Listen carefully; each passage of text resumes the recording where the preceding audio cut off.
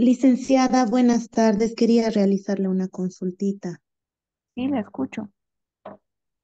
Estaba revisando el material que nos han proporcionado Ya. y eh, usted nos había enviado simuladores de Ujú. dos simuladores de 50 años de historia de René Zabaleta. Sí, creo que sí. Sí, estos nos han enviado. Y está, muchas gracias por eso, porque esto nos está permitiendo estudiar. Pero del tema de gestación y emergencia del nacionalismo, no nos ha enviado simuladores. No sé si podría facilitarnos eso para poder complementar a nuestro estudio. Gestión y emergencia del nacionalismo del anterior, del tomo 5. Sí, del tomo 5. Envié 4, pero Simuladores. sí, ah, 4 bancos o de sea, preguntas. y lo puede volver a reenviar, licenciada. No lo encuentro, lo he revisado varias veces. Ah, ya, está No, bien. no, Lo vuelvo. no se encuentra, Licen. Yo igual he buscado y no se encuentra. Sería tan amable, por favor, si nos puede enviar de nuevo. Por Ya, está favor. bien. Vuelvo a reenviar entonces. Muchas Gracias. gracias, licenciada. Ya, no hay por qué. Bueno, sigamos entonces. Licenciada, buenas tardes. Sí, buenas tardes. Disculpe la molestia. Quería preguntar, como las clases me sale que están siendo grabadas, quiero saber si estas clases yo las puedo reproducir en cualquier otro momento. Sí, claro, están en YouTube. Ahí las están subiendo. ¿Están en YouTube o están en esa plataforma donde están Eh, simuladores? ¿En Ahí dónde las puedo está, encontrar? en la plataforma, y también lo están subiendo a YouTube. ¿En YouTube con qué lo busco, Licen? En la plataforma va a encontrar el link. A veces igual lo suben al grupo. Lo puede revisar en el grupo, en los enlaces que han mandado los organizadores. Es que Yo yo no recién me he tengo. inscrito ayer, entonces por eso es que no es, Ah, ya, no, recién ayer se sí, inscribió. por eso quiero, o sea, quisiera, digamos, como las clases son grabadas, Ujú. entonces quiero revisarlo, o sea, quiero volver a repetirlas. Es por eso quería Ya, muy saber en bien. dónde encontrar. La invito a que pueda comunicarse con los de la academia, con los administradores del grupo de WhatsApp que tienen, Ya, y, y que le faciliten la información de cómo puede acceder a la plataforma o que le den en todo caso, los links de de los videos que están en YouTube.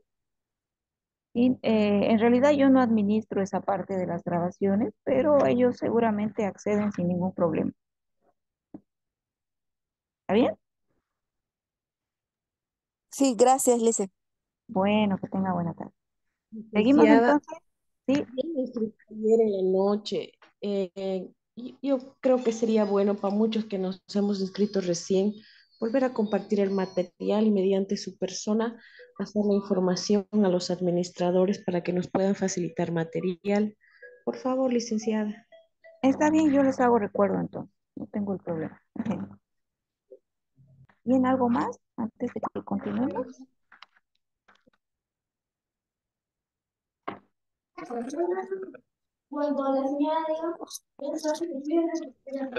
Bien, porfa, voy a pedirles de que tengan cuidado con el audio, se estén fijando, yo sé que están con sus teléfonos y a veces ocurre que se activa, pero porfa, estén atentos para que podamos continuar con la clase sin una interrupción del audio, ¿ya? Porfa. Bueno, seguimos. Habíamos hablado de Radepa, haciendo un poco para atrás de Radepa y el caso del MNR.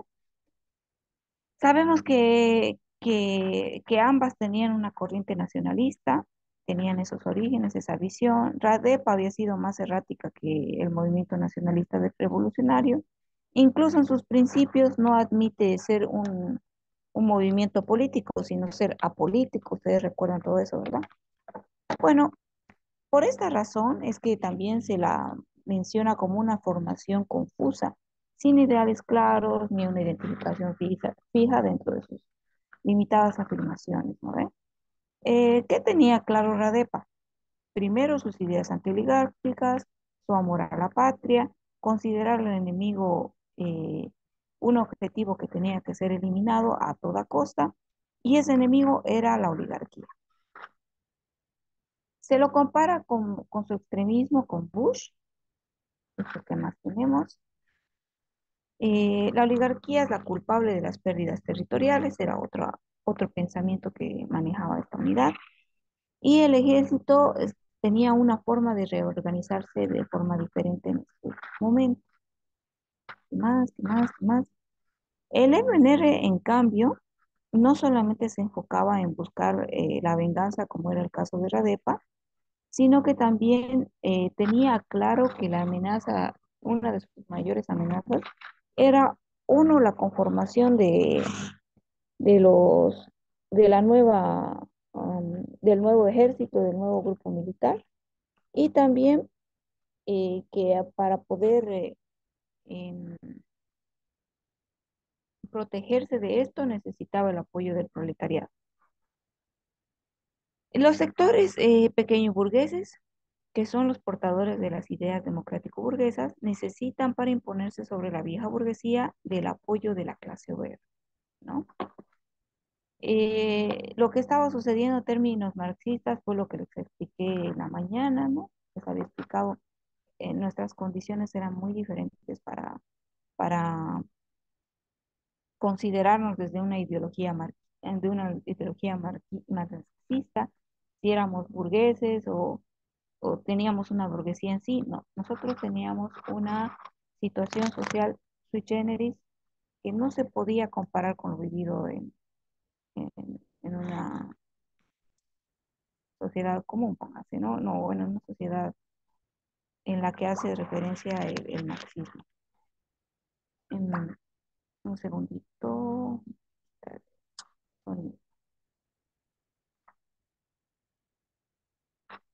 Bien, la crisis que se veía, en la crisis que se veía el mayor peligro para las antiguas logias era la amenaza de los movimientos militares, conformado por un nuevo grupo de militares, los oligarcas y disidentes, una incipiente burguesía, pero conciencia burguesa.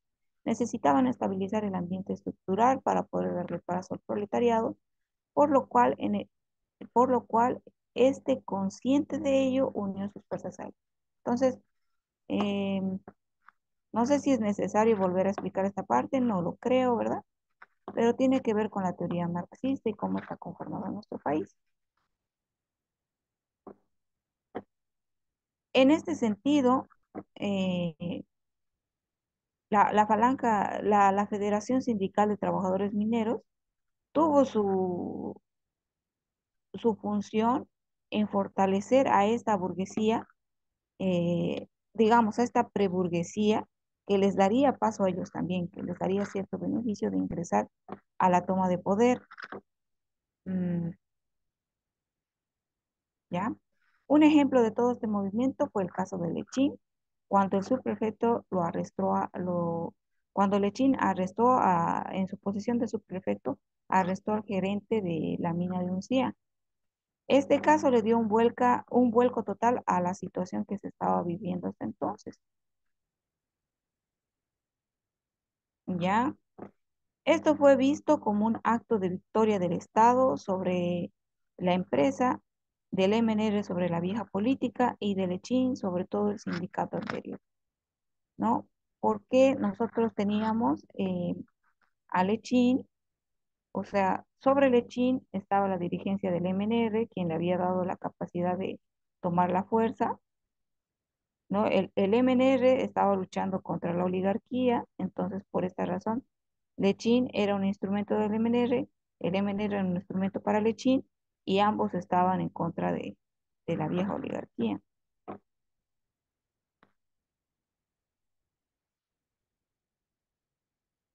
¿Ya? La figura de Lechín va a ser importante en este evento de la historia.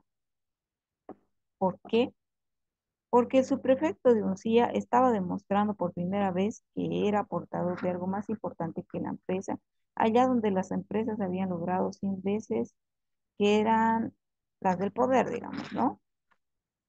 La oligarquía entonces no temía al gobierno en sí o a quienes estaban gobernando, sino más bien al movimiento obrero y a Radepa, ¿no? Que en sí era una facción de ellos mismos, pero en contra de ellos y radicalizada.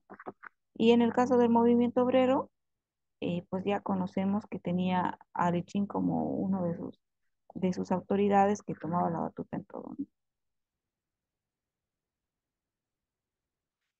Esto es lo que explica que en lugar de luchar contra las modestas medidas de poder, se lanzara de hecho contra el régimen como tal, es decir, en una suerte de tour la force o despliegue de la actuación de la gran habilidad como tal, es decir, que una serie, intentando exterminar el final del bloque de Radepa Minera, ¿no? O sea, esta fue la última medida que se hizo para tratar de recuperar el poder de la oligarquía, que ya estaba agonizando. Ujú.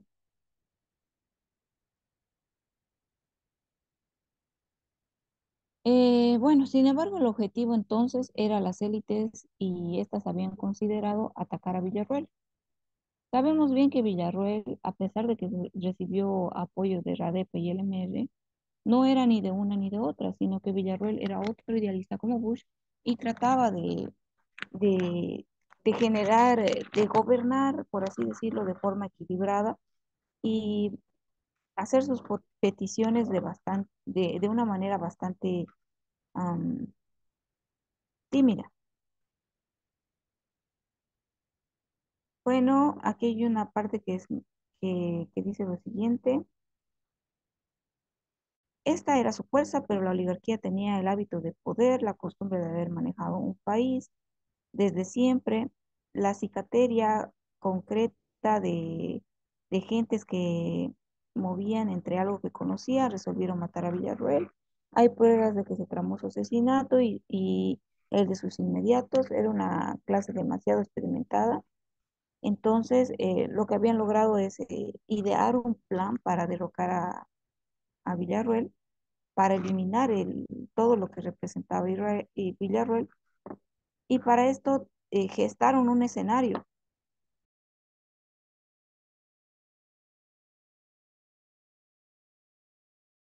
Y ese escenario vendría a ser la justificación de sus acciones, que esto se vio cuando Radepa reunió a un grupo de políticos de todas las regiones que eran oligarquía, que eran de parte de la oligarquía, y los fusiló. Este evento es conocido como el evento de Chuspipata y Caracollo. eh, y bueno, después de haber utilizado esta situación a su favor, empezaron a lanzar el comunicado de que Razón de Patria había fusilado a un grupo de personas, ¿no?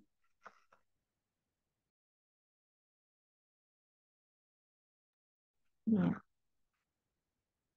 La caída de Villarroel entonces se orquestó por estas logias que trataban de buscar el poder, apoyados por los grupos de izquierda, quienes no habían definido muy bien su condición.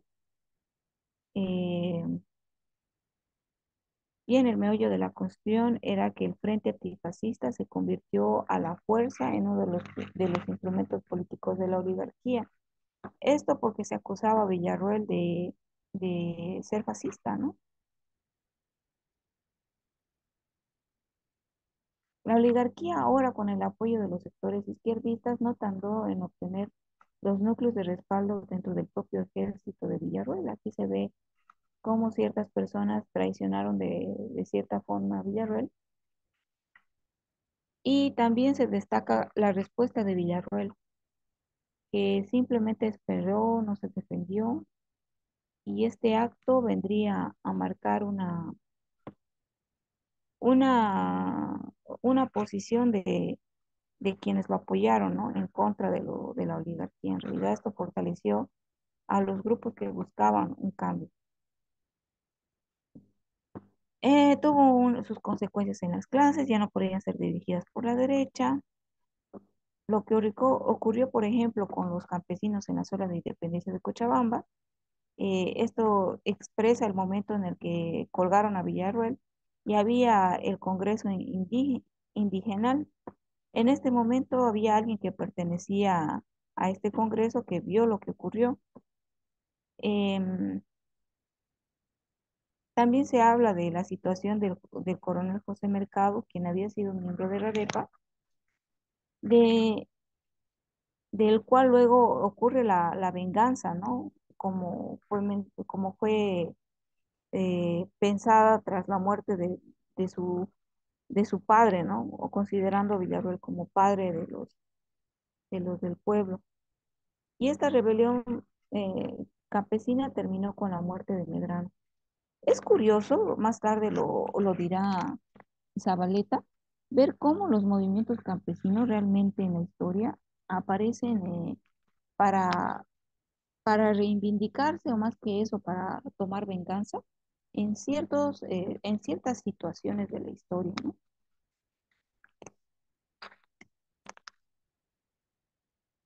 Bien, con el colgamiento de Villarroel se abre el periodo de la lucha abierta entre un estado de decadencia y un movimiento democrático burgués. Este movimiento democrático burgués no es otra cosa que la representación de la minería, ¿sí?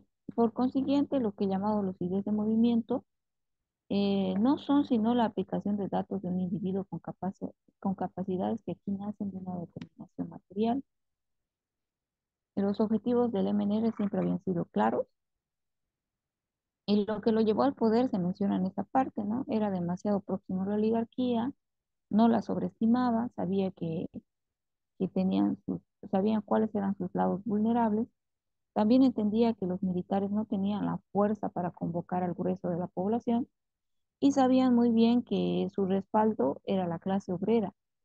El haber acercándose a este grupo social les garantizaba tener el control de los militares y cualquier medida subversiva que pudiera surgir de ellos.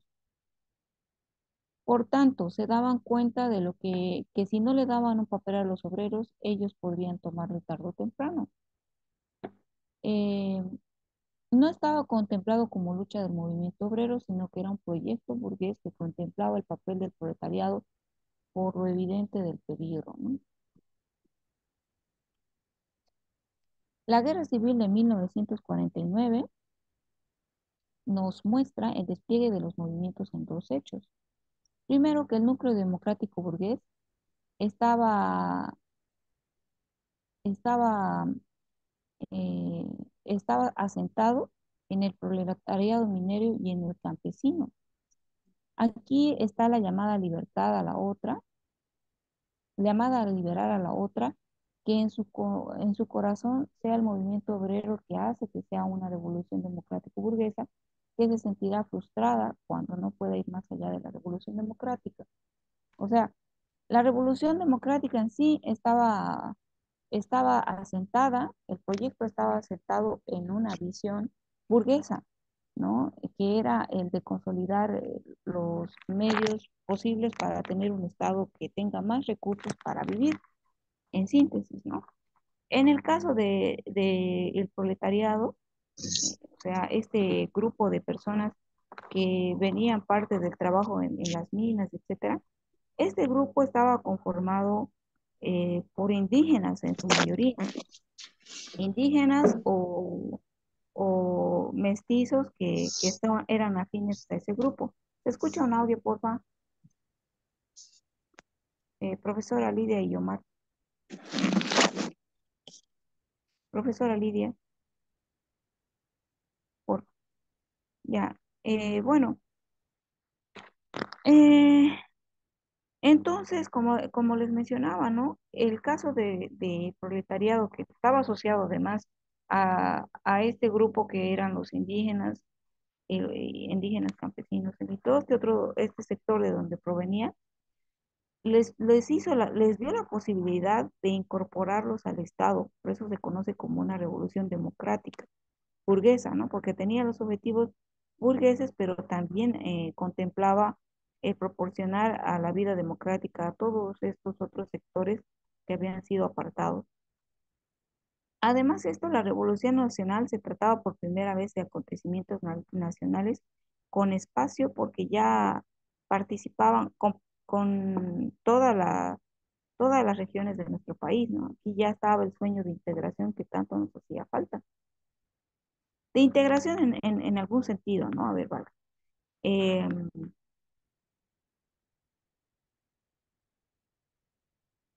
ya, en el caso del MNR, a, en su paso por la toma, digamos, eh, cuando entró a las votaciones, tomó 9 departamentos, ¿no? 5 departamentos de 9.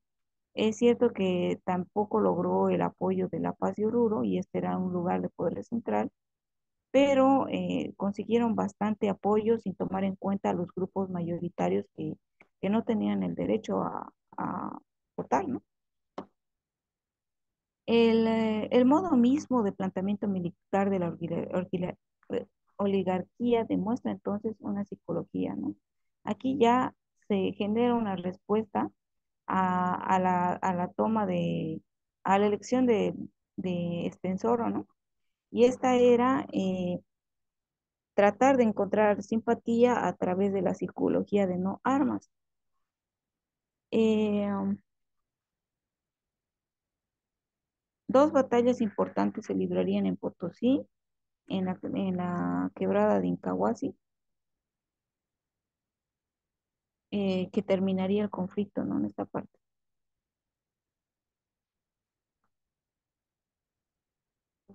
Se habla también de que existieron colgamientos, lo, eh, lo tradicional, ¿no? Que antes se hacía, que también existió la participación de Santa Cruz en Incahuasi, eh, y también se habla de la consolidación de la hegemonía de clase, lo que se hace posible plantear la cuestión del poder, y solo por excepción puede el poder a posteriori construir la hegemonía de clase. Entonces, estos eran los objetivos de la revolución en parte.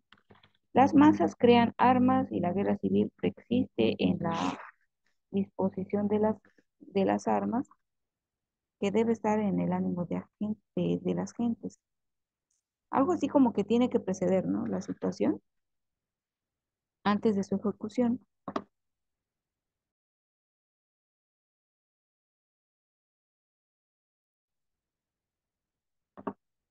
Bien, la revolución pretendía la distribución de la tierra, cuestión que en la toma en la ejecución de la revolución es lo que se va haciendo mientras se va realizando la sublevación.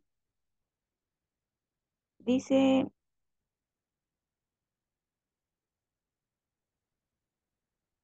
ujú, es curioso que se unieron a sus posibles enemigos, ¿no? ¿Por qué? Porque recibieron el apoyo de un aparato militar que antes hubiesen sido sus represores, y que quizás la guerra civil se hubiera tenido que dar en un ambiente de conspiración, pero ellos, el ejército purgado, como lo llama el autor, fueron un elemento que ayudó a contribuir al MNR en 1949 su apoyo, ¿no? La llegada de de Estenssoro al poder llevó una tranquilidad a la población, ¿no? Esto sucedió en las elecciones del 51, que como sabemos no se tomaron en cuenta, y esto fue lo último para que luego se diera la insurrección popular, donde en 3 días se acabó con el Estado oligárquico por fin, ¿no? Por fin concluyó. En que, en su forma se tratase de golpe de Estado, transformó en insurrección, significa a la vez que el MNR, cuyos negociados o conspiradores eran, en el caso de Chiles, planteaba como traspaso del mero aparato estatal, lo que iba a ocurrir en realidad en términos mucho mayores, como sustitución del Estado por otro, de un bloque de clases por otro, es decir, como una revolución en forma.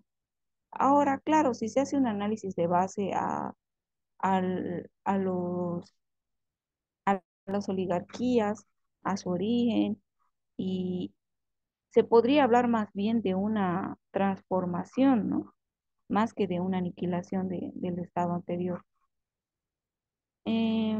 Aquí se habla de las tácticas para recuperar para conformar la revolución. Se dice que aprendimos de la táctica paraguaya, utilizando muchas pequeñas rebeliones, llamados corralitos, para así de esta manera poder entretener al ejército, ¿no? Esta táctica hacía que se limitara el despliegue militar. Entonces, en combate en la ciudad en dilema se planteaban los oficiales en términos crudelísimos, o arrastraban los barrios uno a uno con la aviación y las armas pesadas, o se tenían que resignar a luchar con los mismos elementos del pueblo, ¿no? Además de esto, no contaban con el apoyo de la sociedad, cosa que sí ocurría en el otro lado, y eso también los fue debilitando. Esto ya en la toma de San José en Oruro, dice que hubo una encrucijada ahí y que los, les dispararon a los del regimiento, y esto aniquiló al ejército y no pudo resistir más los 3 días de combate. El ejército había sido disuelto por la insurrección del general Torres Ortiz. Su comandante tuvo que rendirse de forma formal en Las Lajas, a 20 kilómetros de La Paz. Y así termina la revolución. Aquí se hace una distinción de, del movimiento proletario. Dice, había, el, había en el movimiento proletario, pero una duplicación. Se sentían como una parte integrante del movimiento democrático, considerando como generalidad, y por lo tanto impusieron como algo natural el retorno de Paz Espensoro y la reivindicación de su presencia como emergencia de las victorias de 1951.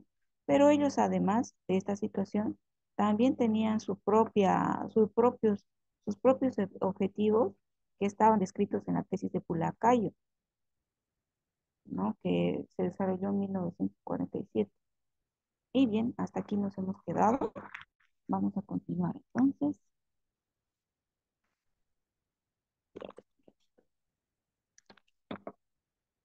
El carácter de la revolución. Se habla de que el carácter de la revolución tenía un carácter de masa más que de grupos partidarios en sí o la conformación de alguna clase. Cuando se dio la insurrección de 1952, había un conjunto de actores que estaban complacidos con aquel hecho, ¿no? El autor lo menciona como algo divino, lo compara con la Revolución Francesa. En sí, Eh, la insurrección triunfante en efecto crea un momento de disponibilidad total del poder. La clave la dieron las masas porque se sitúan en la destrucción del viejo aparato represivo. Bien, ¿qué pasó después de la revolución? ¿Qué consecuencias tuvo a nuestro Estado? Para que se diera tenía dos condiciones: la división del aparato represivo mismo, que no era sino el eco material de la disolución ideológica que se dio, y segundo, la participación de la masa. Esos eran los requisitos. Eh, Dentro de esto vimos que existieron muchos eventos para la disolución de la ideología oligárquica, y ese, el mayor ejemplo de ello son, son estos grupos de militares que empezaron a echarle la culpa a la oligarquía de las pérdidas del territorio que habíamos tenido, ¿verdad? De aquí surge, de aquí empieza el declive. Otra cosa es la participación de los levantamientos, que cada vez fueron mayores, tanto de los indígenas, los campesinos, como los obreros. Entonces, se habían dado los requisitos para esta revolución, pero lo que destaca el autor es que no había una conciencia burguesa, que había una burguesía, pero no había una conciencia burguesa, pues la ideología no era sino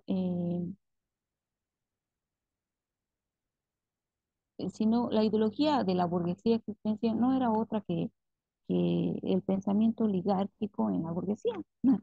Por decirlo así. Entonces, era la burguesía la que impedía la ampliación de la burguesía y la generalización del proceso capitalista y en general la realización en pleno de las tareas burguesas. A ver, vamos otra vez a la pizarra.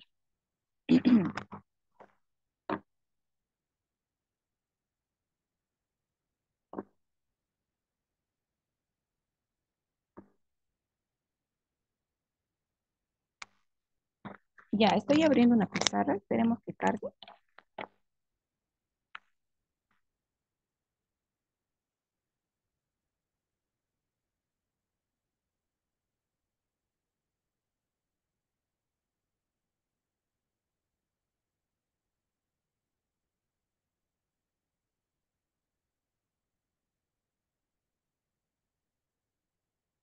Bueno, ¿se ve, no? Sí, se ve, Sí. licenciada. Ya, porfa, no toquen la pizarra. Miren, no me la rayen, porfa. No sé si yo puedo borrar lo que ustedes hacen. Imagino que no. Bien, entonces decíamos que primero teníamos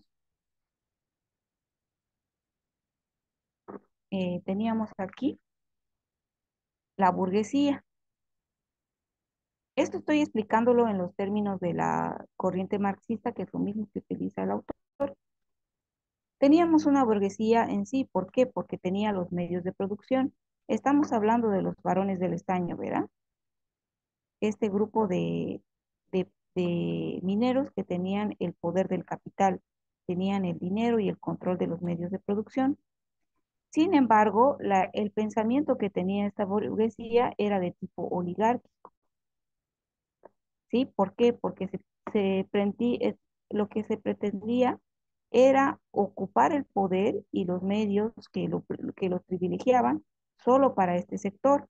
Entonces no permitía la emergencia de otras burguesías en su conjunto, ¿se dan cuenta? No permitía este crecimiento de otras burguesías, sino que solamente permitía eh, el manejo del poder tradicional, ¿entiende? Porque dentro de la conciencia burguesa lo que se pretende también es,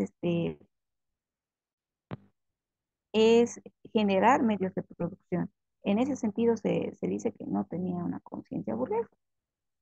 Licenciada, disculpe que la moleste. No está utilizando el texto, ¿no? Estoy utilizando la pizarra ahorita. Gracias. Ya. Bueno, esa es la situación. Como ya les había explicado, ¿sí?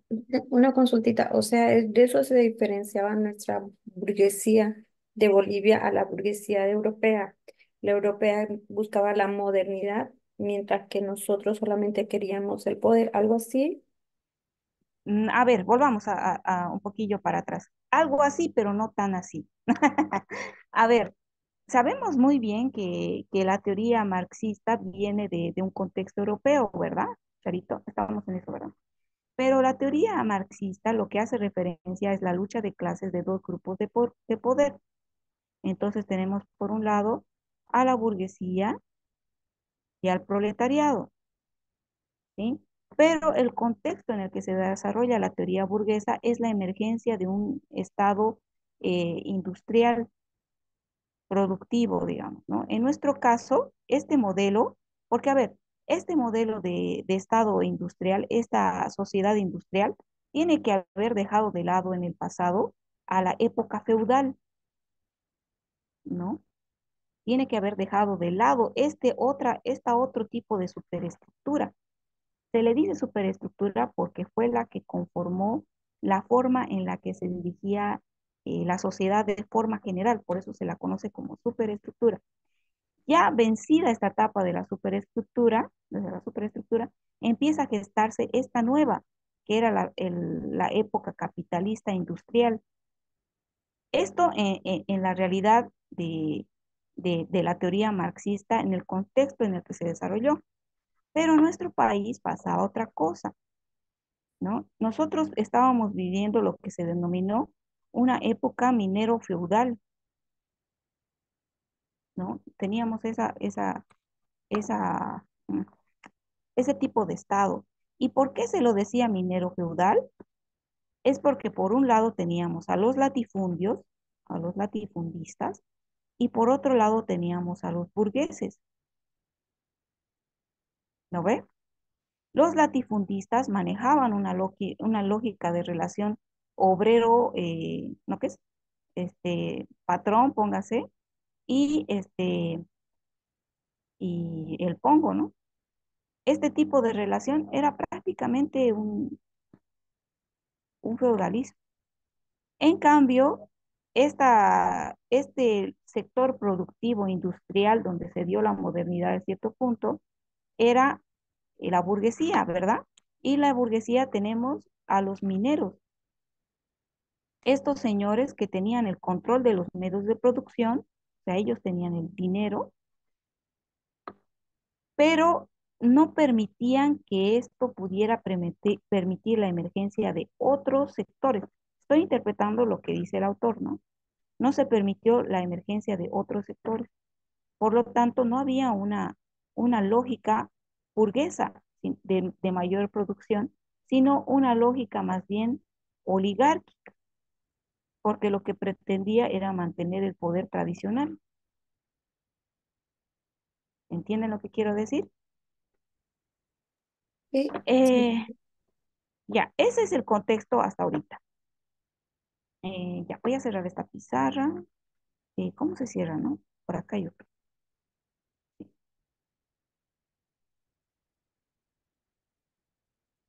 Bien, entonces nos dice que había burguesía, pero no conciencia burguesa.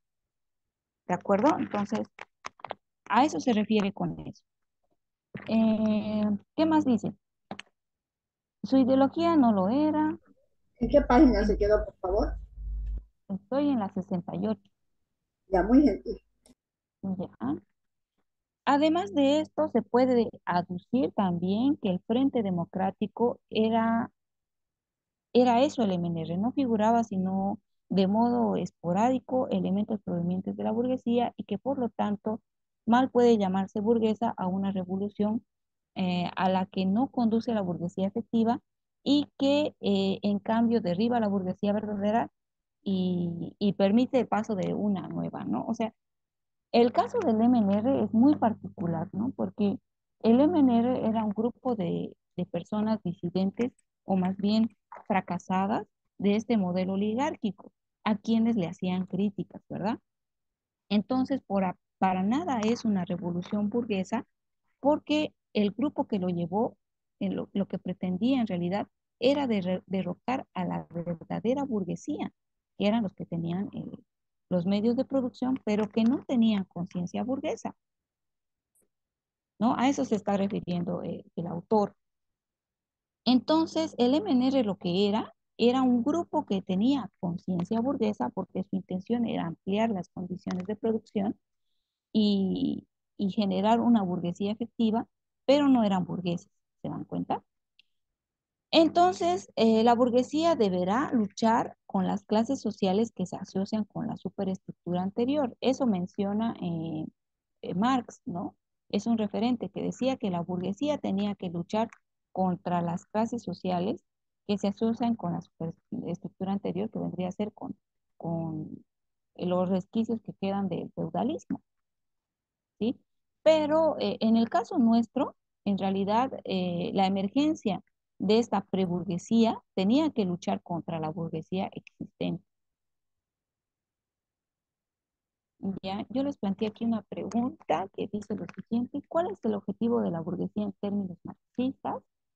Desde la teoría marxista, el objetivo de la burguesía es mantener y consolidar su poder económico y control sobre los medios de producción y producir naturalmente.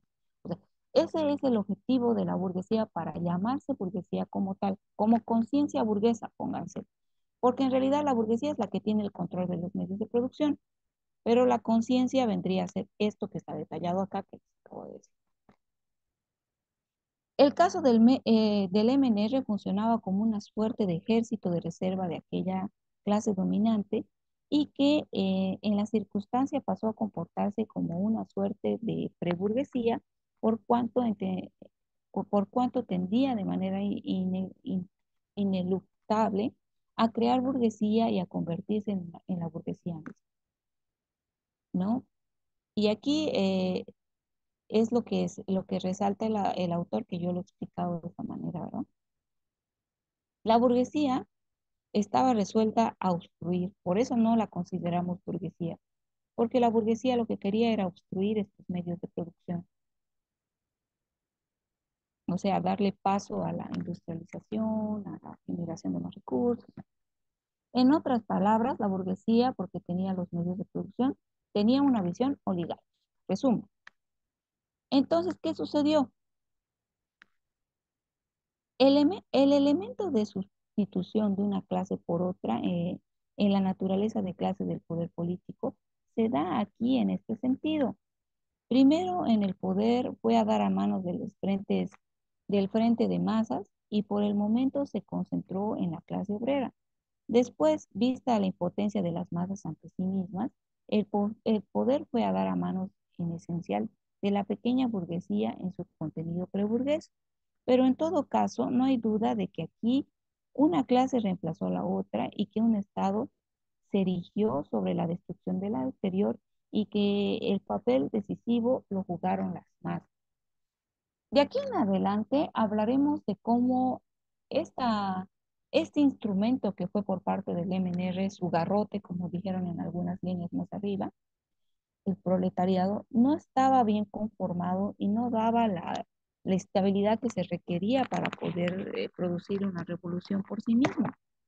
Luego veremos cómo esto se acrecenta y se vuelve aún más caótico.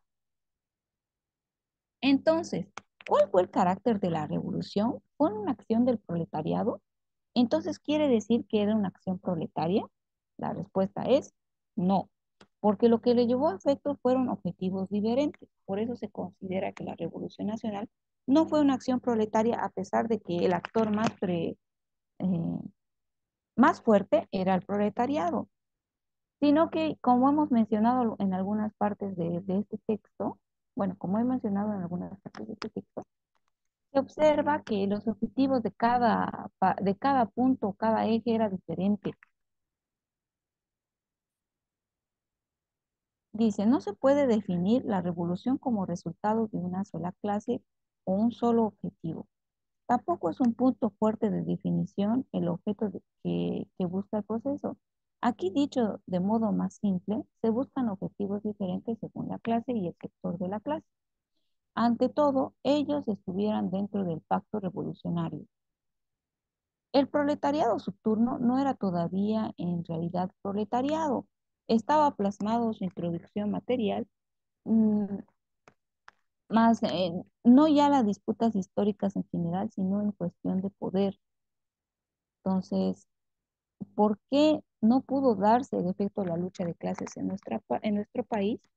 Primero, porque estábamos en una etapa anterior a la necesaria para generar estas clases sociales que se mencionan en la teoría, ¿verdad? Además de esto,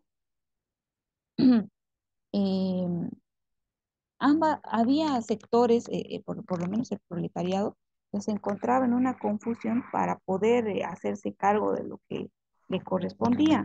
Le faltaba formar sus ideas en torno a su posición.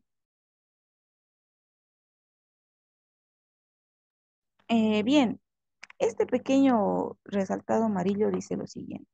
No se había dado al proletariado la fusión entre su impulso democrático espontáneo y el socialismo como ciencia, o sea, entre la masa pura y la conciencia, ¿no? Esta era la situación del proletariado, esta era su mayor limitación, porque a la acción no le antecedía eh, la planificación, ¿no?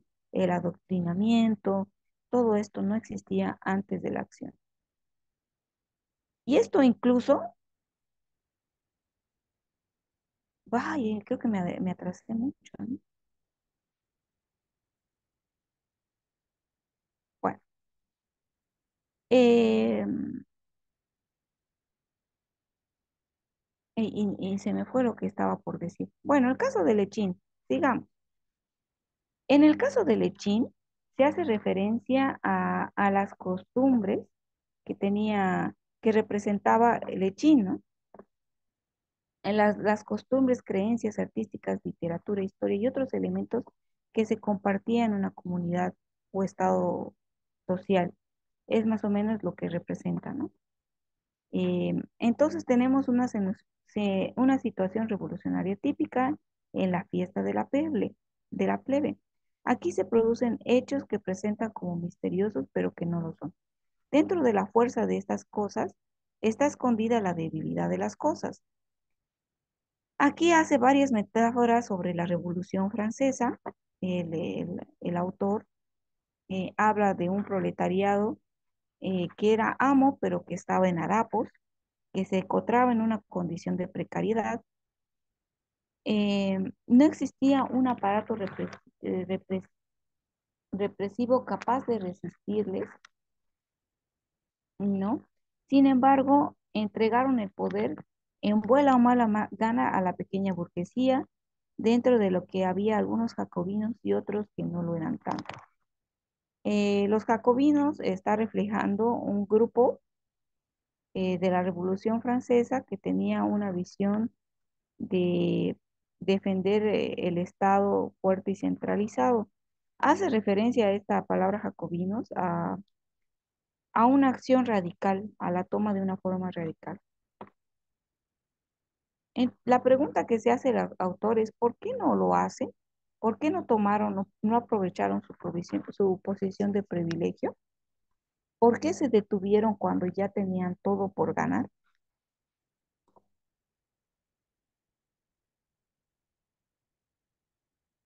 Bien. El proletariado tenía la fuerza, mas la tenía por la revolución, no en sí por ser el proletariado. Todo este movimiento democrático que incluía a varios sectores de la población y no solo al proletariado. Y además, esta fuerza le había sido otorgada al proletariado, como vemos. Si bien el movimiento nacionalista revolucionario se sirvió del proletariado, el proletariado a su vez también se sirvió del movimiento nacionalista, quien le dio el poder para participar dentro de la revolución. Esta relación se concreta de un modo definido en Lechín, el caudillo indiscutible de la clase obrera. Tenemos aquí una personalidad tan seductora como entregada a la aventura histórica, tan combativa e insistente como no despojable de un hábito de insólita frivolidad. ¿A qué se refiere con esto de insólita frivolidad? Lo vamos a hablar. Como se diría, la acción enamorada de la acción y sin otro fin que no fuera ella misma, haciendo referencia al carácter de Lechín. ¿Por qué? Porque Lechín tenía cierta tendencia a tratar de ascender de clase social, o sea, porque sus intenciones eran aproximarse a la clase burguesa y hacerse notar de cierta forma, ¿no? Esa era como las intenciones de Lechín, de hacerse notar, de incluirse dentro de la clase burguesa. Entonces, él no podía ser un instrumento para el movimiento y en cambio, Paz Estensoro era considerado como el más ecuánimo en la ecuación, visto como un burócrata moderno que tenía propuestas sensatas y posibles. Eh, ¿No? Dice que en alguna parte de la historia, pues le tocó a Lechín este, ponerse en la posición de cumplir su papel de representar a los sectores que le habían, eh, con los que le habían dado el poder, ¿no? Dice, al final tuvo que cumplir con apoyar al grupo que lo representaba, a pesar de sus voluntades por ascender, por asociarse con la burguesía, ¿no? Al final las relaciones que él tenía con ese grupo se tuvieron que fracturar. Hablando de Lechín, dice, era sin duda para la pequeña burguesía del MNR, cada vez más precisa en el servicio del proyecto burgués, un personaje irritante, impositivo e indescifrable, por lo menos en el manejo de las formas, pero también era el personaje necesario como una venda porque representaba el verdadero poder que no se atrevía a concretarse como poder o no sabía cómo hacerlo y por último, sumiso en el fondo porque jamás dejó de admitir el programa histórico, de apariencia mucho más coherente que le ofrecía a los doctores del MNR. Todo esto que dice es en realidad la representación del movimiento obrero a nivel general, ¿no? Siempre dispuestos a tomar las armas, a radicalizarse, a exigir sus derechos, pero con la imposibilidad de generar los propios y al final sometiéndose a las voluntades del mejor proyecto que habían conocido. Ya, el MNR lo que quería era un patiñismo mucho más numeroso, no localizado en una región y con el Estado que lo administrara como poder. Una burguesía fuera del aparato del Estado, una burguesía dotada de su propia ideología nación burguesa. Ese era el proyecto del MNR, ¿no? Antes que la reivindicación de los derechos, que dar el poder a las masas oprimidas, antes que todo eso, lo que se pretendía era eso, un patiñismo acrecentado, multiplicado. Dice, Lechín apoyó las propuestas nacionalistas burguesas que en realidad eran necesarias. Si bien el transporte del proyecto del MNR es este el que he mencionado, no era absurdo porque dadas nuestras condiciones en ese momento y todas las necesidades que vivíamos, obviamente necesitábamos un mínimo de estabilidad económica y un mínimo de producción y organización social. Como describió Lechino, no, como se describe a continuación, Bolivia, escribió un teórico de la nación, ha sido siempre un país extremista. Y ahora yo les invito a reflexionar, ¿realmente Bolivia es un país extremista? ¿Ustedes lo consideran en sus manifestaciones sociales y políticas? Bien, la grandeza y miseria de la época. Ideadas todas, de otro lado, correctas en su contexto, pero irreemplazables. A esto se refiere a los planteamientos de la época. Dice, la enumeración misma de las medidas da en tono las cosas, pero aquí hay que tener en cuenta que una medida no se propone y ni siquiera se apoya para existir en el terreno objetivo, debe estar ya presente en la conciencia de las gentes, ¿no? Y así ocurrió. Las medidas del gobierno tienen que ser parte de las peticiones de su nación. Y en este caso, eso sí se dio cumplimiento, ¿no? Lo que se pedía, como la expropiación de las minas, la nacionalización de las minas, significó la expropiación de casi todo el capital extranjero invertido en ese momento en el país. Pero esto tuvo sus consecuencias, ¿no? Porque hubo una represalia de las medidas del imperialismo en cuestión, como buscar la monopolización de la minería, del transporte, de los insumos, de las fundiciones, que era la forma en la que el imperialismo trataba de darle un freno a esta revolución. Dice, es cierto que en determinado momento se puede retroceder o que la economía puede postergar el servicio de la política, pero esto es válido solo transigencia, si se transigencia en la táctica y sirve para asegurar la certeza de la estrategia. Aquí no hubo nada de eso. Y todo resultó en un gran negocio eh, para las empresas mineras. A ver si puedo ilustrar esto. Ujú.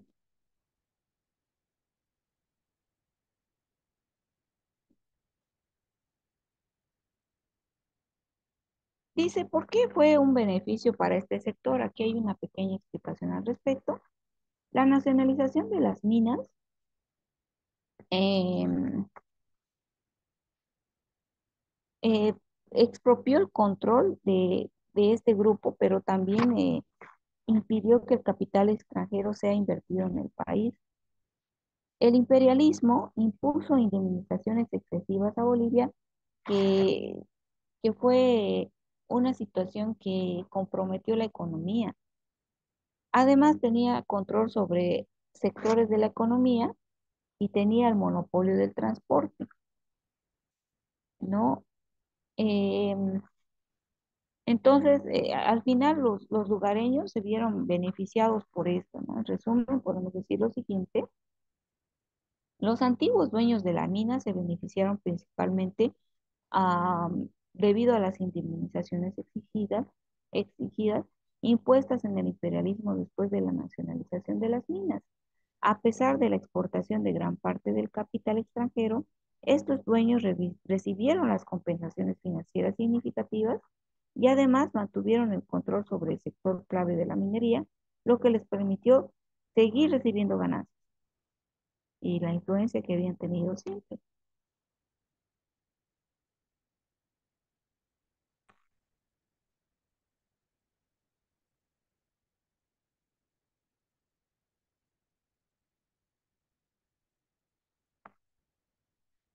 Eh,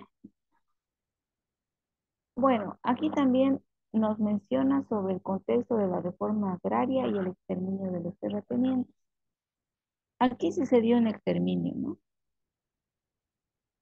Tratábase de una expresión en gran escala de cuánto había acumulado, con dificultades o sin ellas, la conciencia social sobre el problema. Por esto, no resulta extraño que su resultado fuera la liquidación total en la práctica de los terratenientes señorales como clase misma. Su extinción material se trató sin duda de una desordenada tarea de distribución de parcelas y de una organización empírica del campesinado a imagen y semejanza de condiciones obreras, condiciones del sindicato obrero. Con eso no podía sino quedar desorganizada la producción, pero la explotación de la tierra era tan atrasada que a pesar de todo, la producción aumentó bastante después de pocos años. ¿No? ¿A qué se refiere con esta desorganización de la producción? ¿No? Lo veremos un poquillo más adelante. También se habla de la reforma educativa, que no fue muy difícil debido a que cualquier cosa que fuese un progreso en nuestras condiciones era un logro, porque hasta 1952 casi no existía educación en el campo. Se habla también de la aparición de la Comibol, que se convirtió en el centro de acumulación capitalista y que a partir de esta se creó la burguesía minera.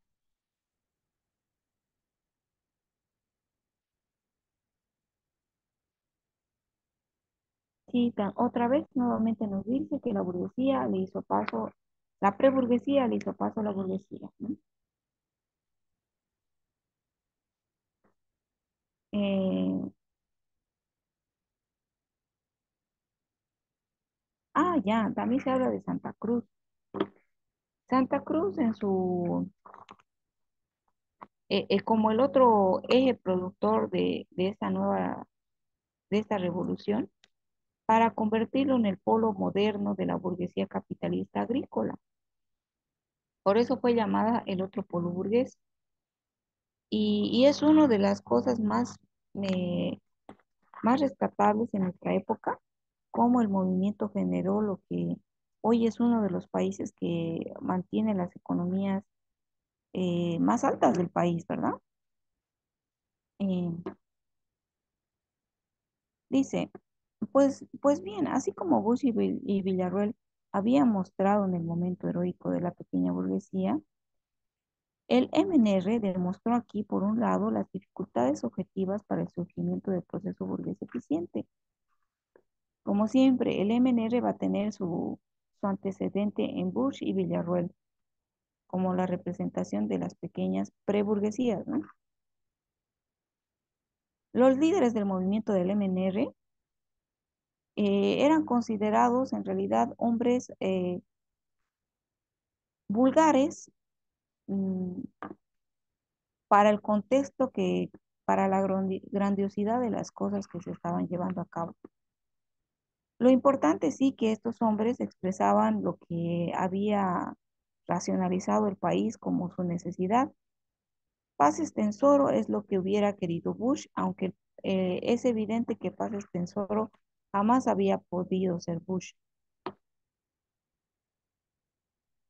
Eligieron a Paz extensoro a un hombre capaz de hacer un buen presupuesto y que pretendía el bien de su país en términos de proyectos módicos y posibles. Deseaba algo así como un país bien alimentado, con escuelas suficientes y buenas costumbres personales. Entonces era visto como un hombre de la justa medida porque lo que pretendía era bastante posible, ¿no? Desde nuestro contexto.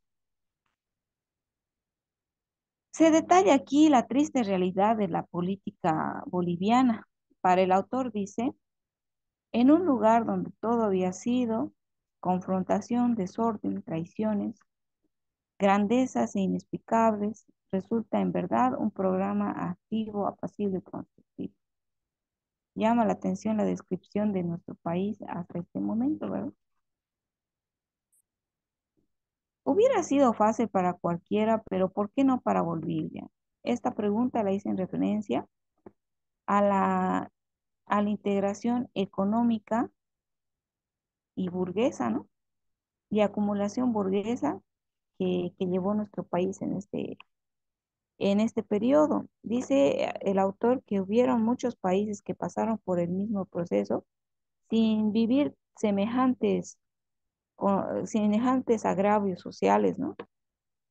Sin embargo, para un plan tan modesto que ni siquiera implicaba todavía la aparición de la burguesía industrial, era ya necesario destruir todo el aparato estatal previo. Esto porque no se permitía ni siquiera poder ampliar la burguesía industrial. O sea, no había otra forma sino que demolerlo todo, en otras palabras.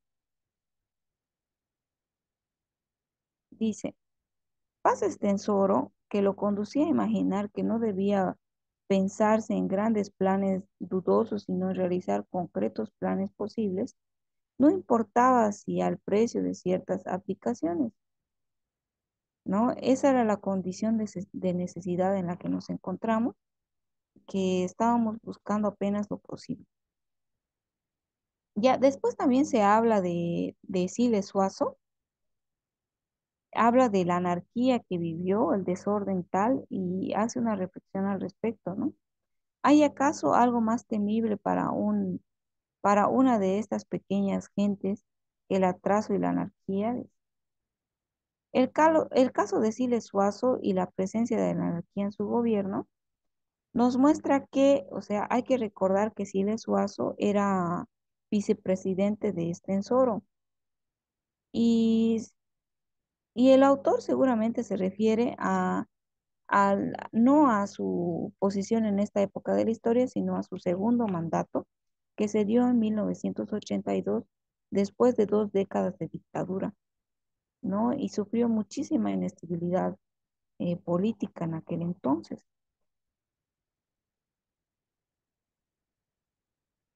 Aquí se menciona un nuevo acápite, lo irreversible de las masas y de los enemigos. ¿Qué hacían entre tanto sus rivales o los que pensaban ahora como sus rivales, puesto que ellos mismos no sentían tales en ese momento? Entonces, ¿qué estaba haciendo esta, mm, este grupo de la población? ¿Dónde, de dónde venía en efecto el mayor poder de los obreros? Bueno, en esta parte se nos menciona cuáles eran las razones de la oligarquía para no hacer una contramedida con los grupos que los habían sacado del poder. Dentro de estas razones se pueden visibilizar tres aspectos, 2 aspectos, pero bueno, yo le puse 3, le añadí. No tenían los hombres necesarios para hacer una contramedida y la fuerza represiva del proletariado era una amenaza para ellos, ¿no? Era una amenaza muy fuerte. Además que tenían como sostén la nueva burguesía, ¿no? Dice, ¿de dónde venía el mayor poder de los obreros? Venía de su capacidad como productores, como mano de obra, como fuerza de producción para, para la organización social, ¿no?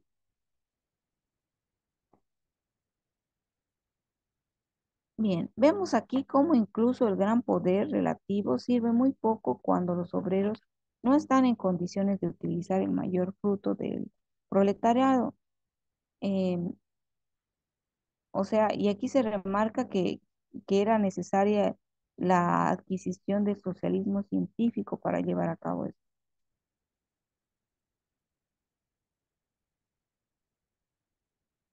Se resalta esta parte, ¿no? Lamentablemente los obreros serían la mano de obra que lucharía contra los enemigos de la oligarquía, sí, porque en cierta manera la oligarquía que tenía problemas con este sector, eh, que fue la conformación de los militares, servía para mantenerlos tanto a ellos y al final para dar paso a la conformación de, de una naciente burguesía que en todo caso llegaría a favorecerles, ¿no?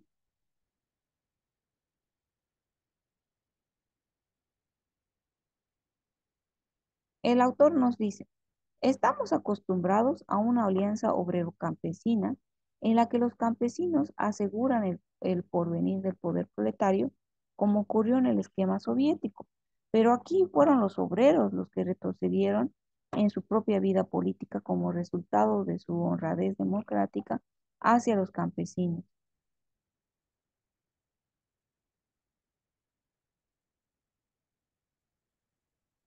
En realidad, la historia de sucesión de clases dominantes, algunas veces, empero, lo que se produce es una mutación dentro de la misma, de una dominación, una metamorfosis del estado opresivo. Esto lo dice el autor por, eh, por el origen del grupo que llevó a efecto la revolución, pero que también eh, estaba relacionado con las clases dominantes. Dice, hemos visto, aunque quizás no con la necesaria claridad, cómo al fin y al cabo estos que llamamos los activos pequeños burgueses del MNR eran en verdad miembros desheredados de la vieja casta maldita dominante en el país, cuyos orígenes eran la propia conquista.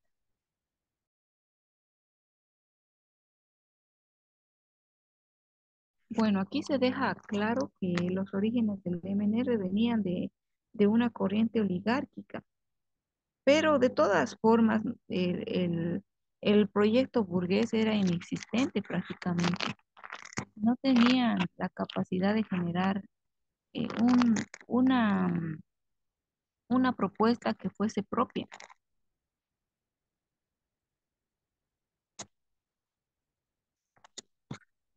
Bueno, aquí hablaremos de los indios y y la casta maldita. Esta es la crítica que se le ha hecho al autor por sus concepciones en cuanto al aporte indígena. Si bien no se puede reducir las características de la población tan diversa como es la de los indígenas, cuando se ve la aparición de de sus manifestaciones, lo que se observa es que ellos llegan como un malón. ¿A qué se refiere esto? Como la incursión inesperada que puede tener consecuencias significativas para las comunidades afectadas. Hace referencia a su aparición esporádica y violenta, ¿no? Centrada en obtener la venganza después de haberse sentido agraviados por alguna situación. Sería explicada por Neruda como una bestia borracha que tenía sobrehumana fuerza, ¿no? Bestia borracha, como la llamó Neruda, que solo se salvó por su sobrehumana fuerza maldita, pero no eran aptos más que para una venganza, sabiéndose que la venganza no constituye nada. Dice además que lo compara con la aparición de Huilca en la Guerra Federal y me preparé.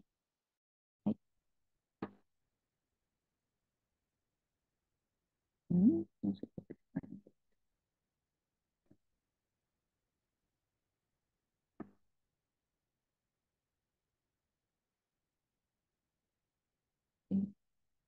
Lo cerré sin querer, pero ya lo abro.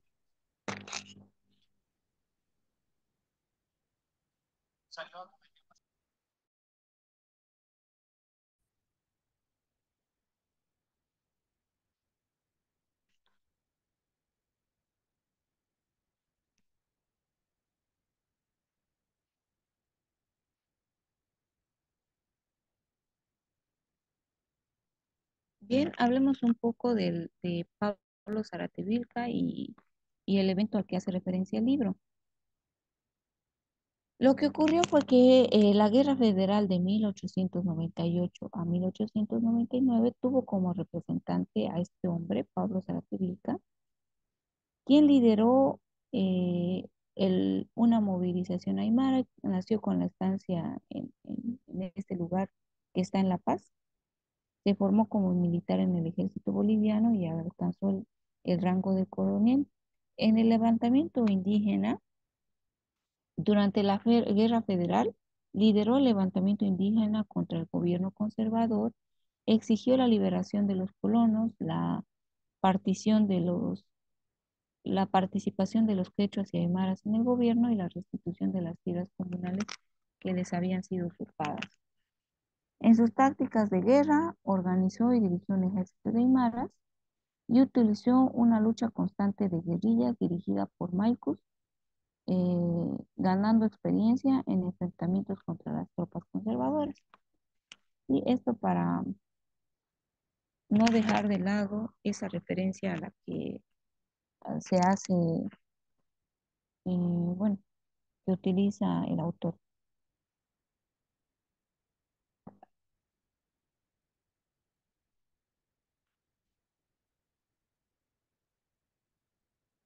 Aparte de la perspectiva de Zabaleta con los levantamientos indígenas y su conformación solamente motivada por la venganza de explosión violenta y sin control, se hace referencia a que Bolivia tendrá ciertos caracteres que se han sustentado en este tipo de levantamientos. Dice, los siglos enteros del país están marcados por los levantamientos o alzamientos. Es como si Bolivia entera no fuera sino lo que se construyó intramuros de las defensas levantadas contra un territorio poblado por la indiada.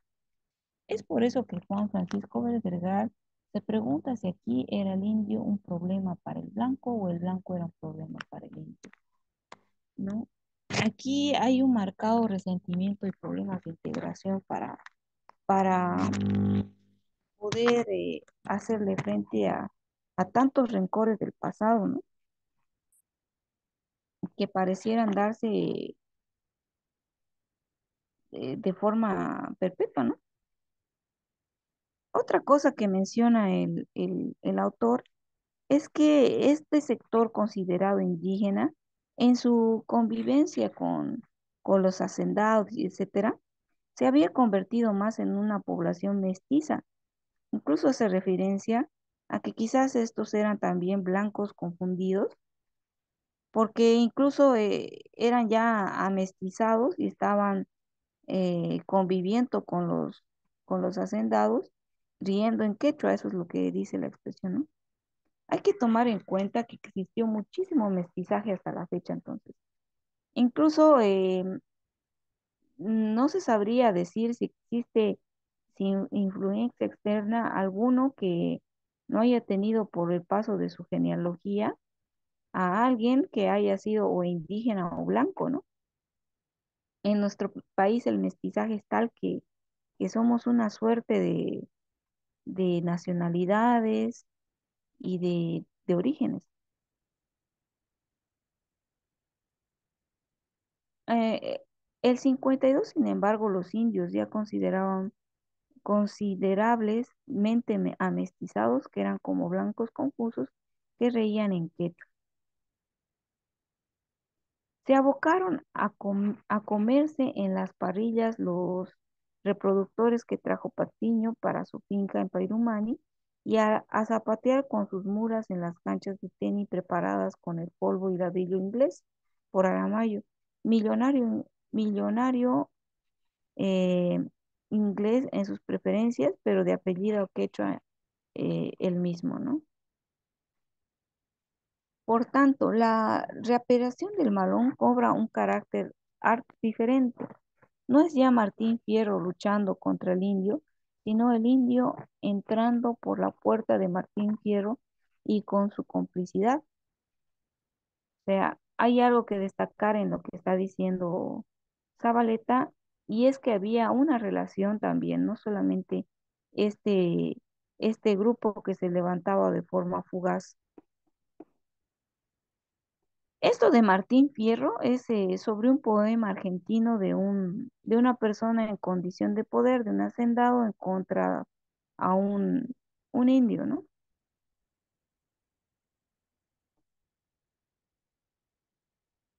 Dice, es el acoso obrero lo que obliga a la vieja casta desgraciada a la tarea de abrir de la puerta en puerta el ingreso de los indios para convertirlos ahora, eh, con sus cuatro conquistas, en, bueno, en un grupo tranquilo y ahora parte de sus aliados. También se habla de una reconstrucción de la casta secular, ¿no? Habla del siguiente resultado. Tal es el resultado principal de la revolución. La casta dominante se convierte de oligarquía en burguesía, aunque se las arregla para sobrevivir. El precio que debe pagar es la saturación de la esfera estatal de la masa, que había estado siempre fuera de ella. Dice, ahora que tiene el apoyo de este pueblo, tiene que abandonar sus sentimientos racistas o por lo menos en las palabras.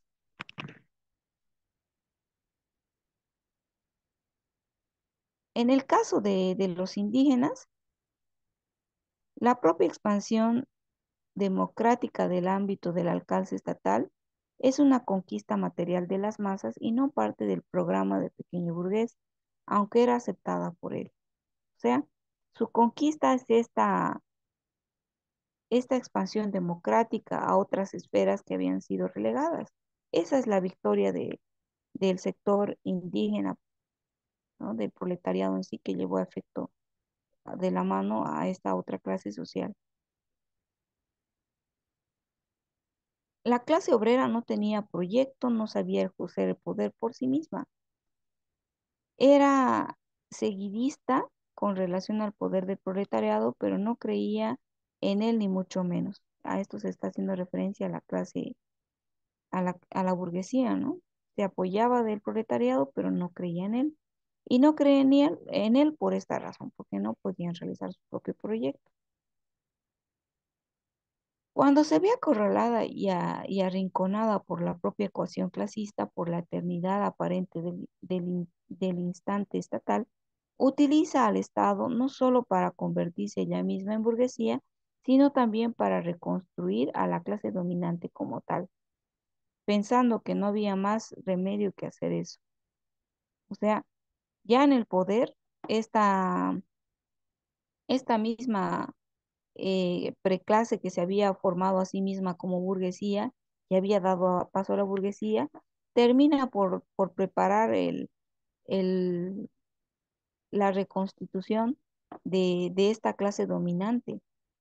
Y esto pensando en la incapacidad del proletariado de controlarse a sí mismo y de gestarse a sí mismo en su, póngase como proyecto propio.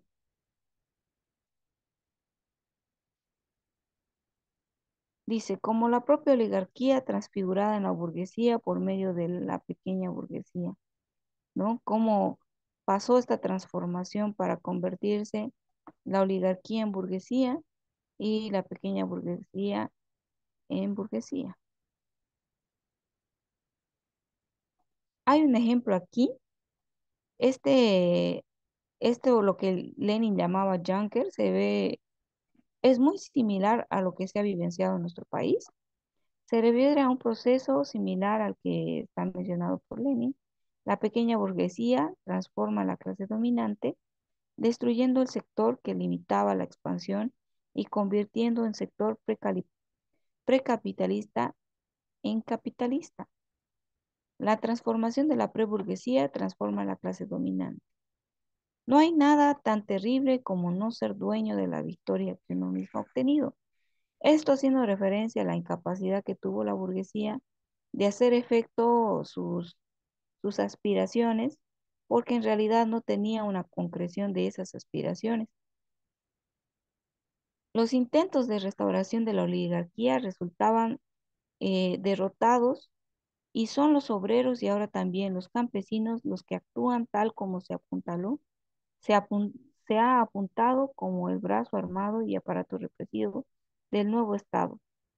El tiempo mismo, empero, irá atenuando las aspiraciones restauradoras de la oligarquía y esto, eh, el apetito restaurador se irá aproximando sin duda a los propios contornos cada vez más conservadores del nuevo Estado.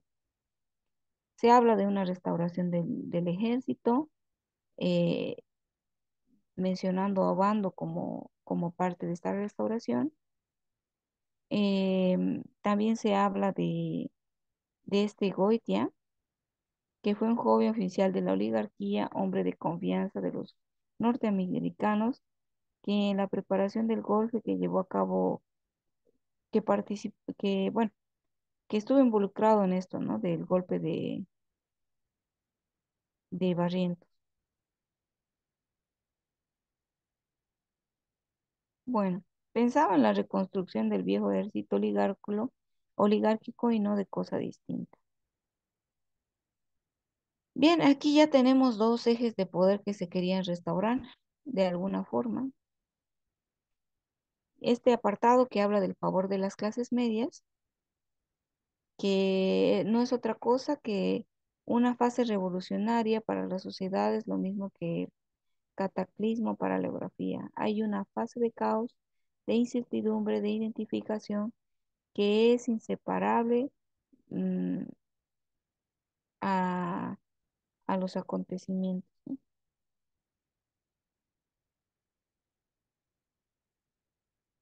Dice, aquí habla de los expongos, ¿no? La conversión del siervo en productor independiente de tipo mercantil contiene un paréntesis en lo que no es una cosa ni otra. Ha dejado de ser pongo, no es todavía lo que ya puede. Sin embargo, ser esto es productor independiente que concurre al mercado. Los técnicos, ingenieros, en el caso de ellos, ¿no? De los técnicos e ingenieros, eh, estaban más próximos a los grupos de poder, ¿no? Existía una desestabilización de lo que fueron los medios de producción, tanto de ingenieros como de obreros, ¿no? Los descensos de la producción se sintieron primero en el sector agrícola, pero no tardaron de alcanzar a la minería, la fuente única entonces del mercado exterior. Bueno, aquí vemos cómo las relaciones de poder se habían diferenciado por el contexto social que se vivía en aquel momento. Ya los expongos ya no eran pongos y tenían que mostrarse como productores independientes. Y en el caso de la relación de los, eh, de los ingenieros con la clase obrera, era dificultosa porque ésta ya no tenía por qué ser educada y amable con un grupo que los había oprimido de forma cruel. Los descensos de la producción entonces se hicieron evidentes. En Bolivia concernía a ello sobre todo la pequeña burguesía urbana, puesto que la nueva clase de los campesinos parcelarios era lo que llamaba la clase conforme, por razones obvias. Ya los campesinos con sus pequeñas parcelas de tierra se encargaban de producir no de forma como, como estaba contemplado en el proyecto preburgués. Entonces la inflación que hizo pasar el tipo de cambio de 40 a 14.000 por unidad de dólar era como el símbolo de la situación poblada del terror de los milicianos, la inexistencia del ejército, el control obrero con derecho a con derecho a votos, ¿será? A la falta de alimentos y el empobrecimiento de todos los sectores em, con ingresos fijos. Si se tiene en cuenta además que el sistema de voto calificado, estas clases medias elegían el nombre de los votos como una gratificación a su pobreza, hay que ver lo que podía pasar de un mundo en el que los sindicatos habían sustituido al parlamento, las milicias al ejército y el voto universal al voto calificado. La depredación de clase media urbana era evidente, ¿no? Aquí se menciona que al situar a estos grupos homicidios, estos grupos extremistas al poder, mantenía al país en cierto estado de incertidumbre, ¿no? Desde su organización nuevamente en la desorganización.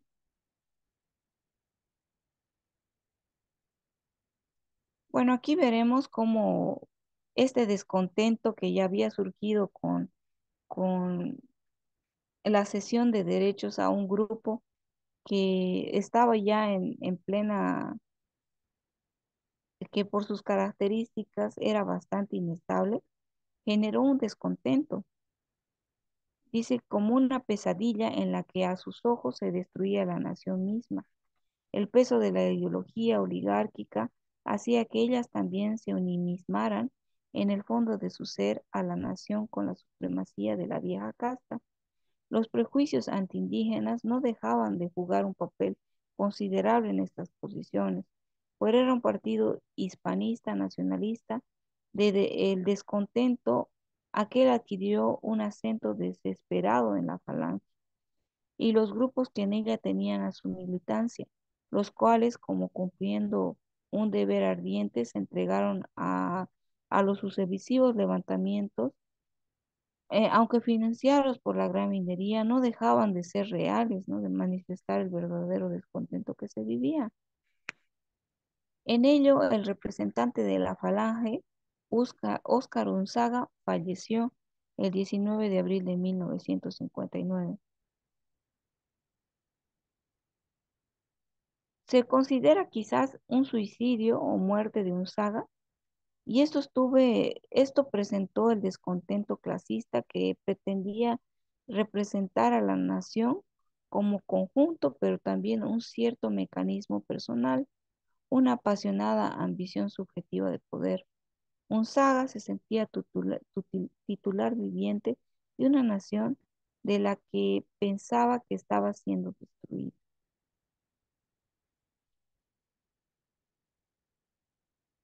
Bien, también se habla de el papel de Guevara en todo esto, luchar contra lo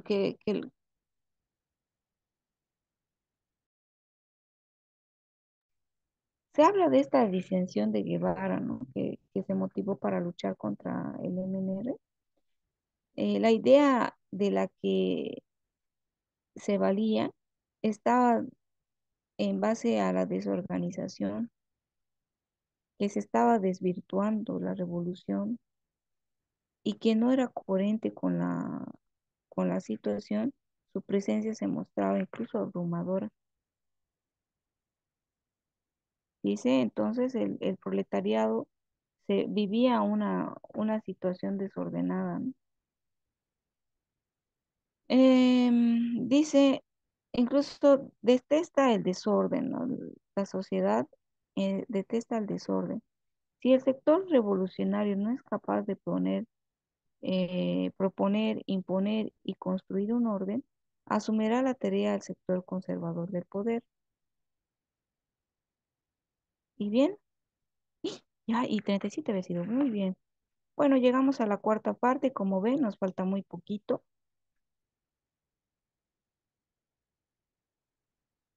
Tenemos una clase más para terminar este libro y luego nos queda, a ver, miércoles en la mañana, ¿verdad? eh, miércoles en la noche. Después nos toca jueves 2 veces más. Y yo creo que sí, en 3 clases trataríamos de acabar el otro libro que nos queda. Y así terminaríamos con todo el material que tienen para su examen. ¿Alguna pregunta, comentario, chisme? Dice, buenas tardes. Dime, Waldo. Por la mañana igual pasan link, porque hoy día a la mañana no lo encontré ningún link. Sí, sí, pasamos.